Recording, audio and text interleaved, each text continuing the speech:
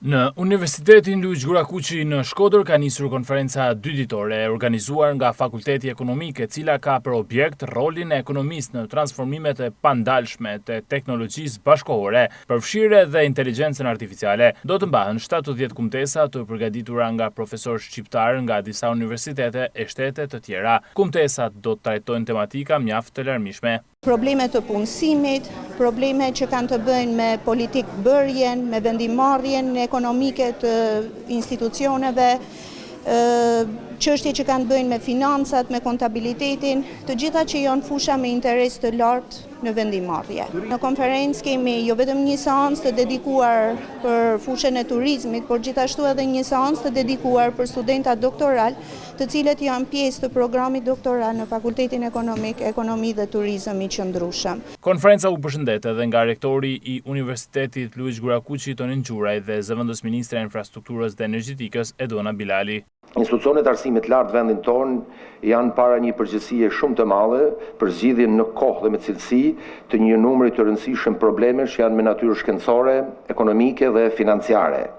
Pikërisht te kjo e fundit është me vend të studiohen praktikat më të mira të përdorura nga universitetet më të avancuara të botës, kësaj kontributet e folësve kryesorë që do kemi në këtë konferencë, sidomos ato që vijnë nga jashtë, besoj që janë mëse të mirëpritura, sepse ndoshta do na ballafaqojnë ne me arritjet më të fundit sa i takon universiteteve ku ato kërkojnë ose japin mësim. Tema e kësaj konference, Smart Economy, Reshaping the Future with AI, është një zgjedhje jo vetëm aktuale, por edhe vizionare. Ekonomia së nesërmes nuk ndërtohet në intuit, atë po ndërtojmë tanë bashk. Nuk ndërtohet me modele që ne njohim, ndërtohet me modele që po krijohen ndërkohë që ne flasim. Dhe këtu universiteti është pararoj.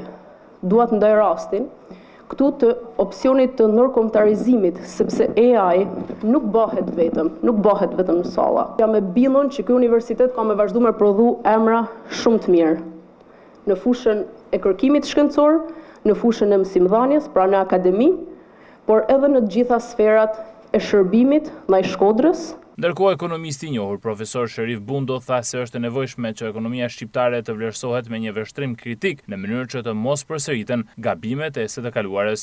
Për mua, ekonomia shqiptare ka mjaft arritje, por është duke bërë gjithashtu mjaft gabime. Unë them që një nga shqetësimet më të mëdha është ndotja e mjedisit, që për mua është një fenomen i mbrapsht, një fenomen që tregon dështimin e politikave të gjitha qeverive, përfshi edhe atë qeverinë në cilën unë kam qenë ministër. Këtu ne duhet të reflektojmë thellë, sepse nëse sot po mburremi për një turizëm shumë të zhvilluar, nesër do shqetësohemi për një turizëm të dështuar. Kjo konferencë është më e rëndësishme e vitit që zhvillon Fakulteti Ekonomik i Universitetit Luiç Gurakuqi të Shkodrës. Është kjo arsyeja që në të marrin pjesë edhe zyrtarë të niveleve të ndryshme të administratës shtetërore, kryesisht ata të rajonit të Shkodrës, ku zbatohen projekte të shumta për infrastrukturën dhe turizmin.